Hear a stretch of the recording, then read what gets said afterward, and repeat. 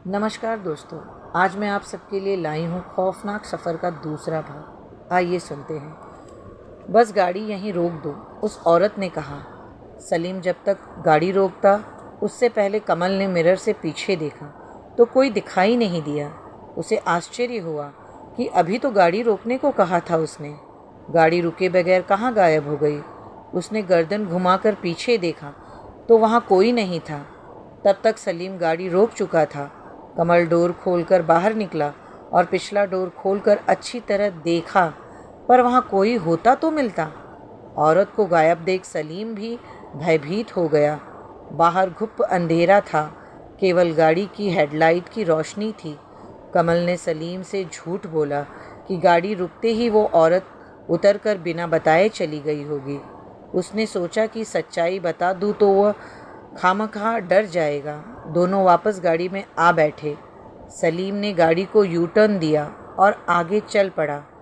अभी मुश्किल से 1 किलोमीटर ही चला था कि गाड़ी झटके खाने लगी और आखिर रुक गई। ये अचानक इसे क्या हो गया? मैंने अच्छी तरह से सब कुछ चेक किया था, सलीम ने कहा। उसने बाहर आकर निकलकर बोनट खोला तो धुआं सा निकला और इंजन बहुत गर्म नज़र आ रहा था। सलीम ने कमल से कहा कि शाम को कूलेंट वगैरह फुल था, अब इंजन इतना गर्म कैसे हो गया? उसने चैम्बर खोलकर देखा तो कूलेंट नाम मात्र का बचा था। उसने डिक्की से कूलेंट का नया डिब्बा निकाला और चैम्बर में पूरा उड़ेल कर फुल कर दिया। सलीम ने सोचा थोड़ी देर रुक जाते हैं, इंजन जब थोड़ा ठंडा हो जाएगा तब चल पड़ेंगे। सर्दी थोड़ी बढ़ गई थी। कमल की इच्छा चाय पीने की हुई। उसने सोचा कि अब तो मैं रोड पर ही कोई ढाबा मिलेगा।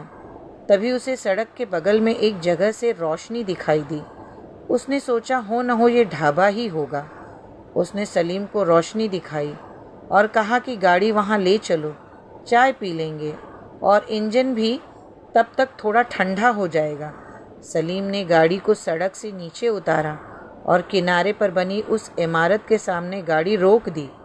यह 1-2 मंजिला पुराना सा होटल दिख रहा था।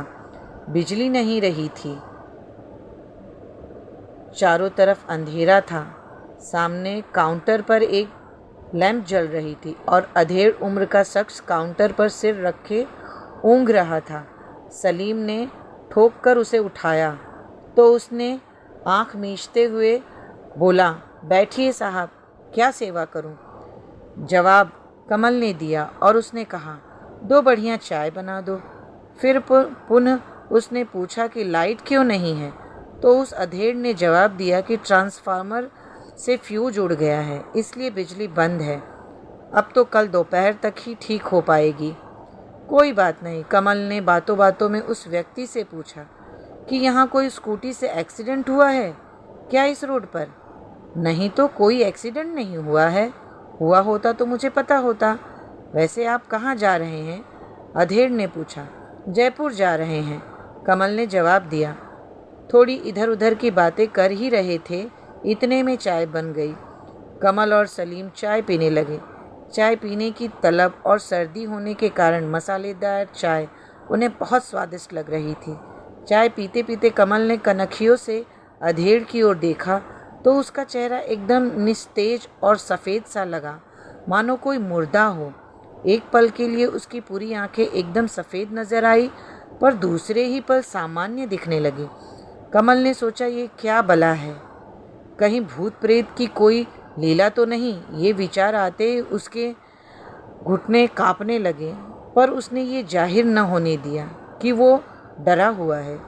चाय खत्म होते होते कमल और सलीम को लगा कि शरीर में मानो कोई जान ही नहीं है। लगा जैसे शरीर की शक्ति किसी ने खींच ली हो। खड़े होकर गाड़ी तक जाने की भी शक्ति बची नहीं।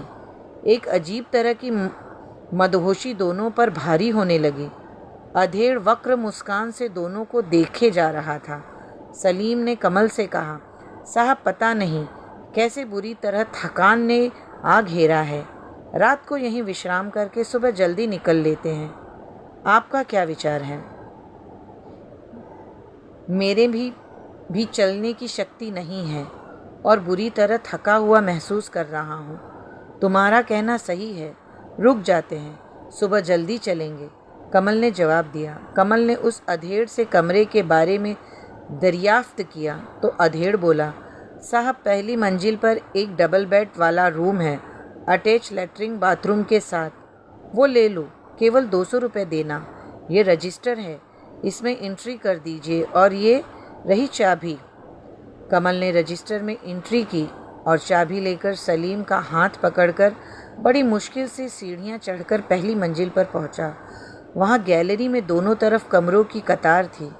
उसने चाबी के चल्ले पर खुदा कमरे का नंबर देखा जो सीढ़ियों के सामने ही था। कमरा खोलकर दोनों अंदर घुसे और मारे थकान के बिस्तर के हवाले हो गए। दोनों को घनघोर नींद ने अपने पंजों में दबोच लिया।